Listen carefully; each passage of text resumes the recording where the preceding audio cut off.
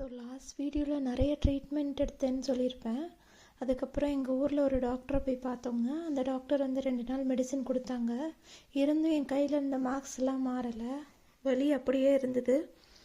உடனே அந்த டாக்டர் சொன்னாங்க, இது நார்மலாக தெரியலம்மா, இது வந்து auto immune based rheumatoid arthritis அப்படின்னு சொல்லி தெரிஞ்சது. அதுக்கப்புறம் அந்த டாக்டர் வந்து இதுக்கான ட்ரீட்மெண்ட் வந்து இங்கே பார்க்கவே மாட்டாங்கம்மா. இதை பற்றின எந்த ஒரு அவேர்னஸும் இங்கே, that means auto immune disease அவேர்னஸே இந்த லொக்காலிட்டியில் கிடையாது அப்படின்னு சொல்லிட்டாங்க. நீங்கள் இதை ட்ரீட் பண்ணணுன்னா வெள்ளூர் போயே ஆகணும் அப்படின்னு சொல்லிட்டாங்க. நாங்கள் அதை மீறியும் 2-3 ஹாஸ்பிட்டல் போனோம். பட் ஸ்டில் எங்களுக்கு எந்த ரிசல்ட்டும் தெரியல.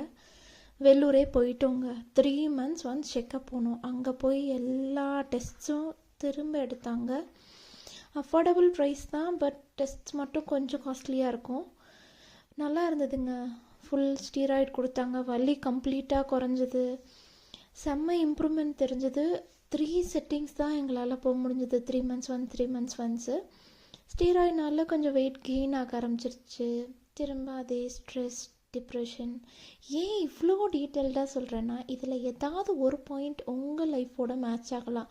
நீங்கள் உடனே அதை க்யூர் பண்ணிக்கணும், உங்கள் உடம்பை பார்த்துக்கணும் அப்படின்றதுனால தான் நான் இவ்வளோ எக்ஸ்பிளைன் பண்ணுறேன். Yes, this is Suhasini, auto immune disease warrior.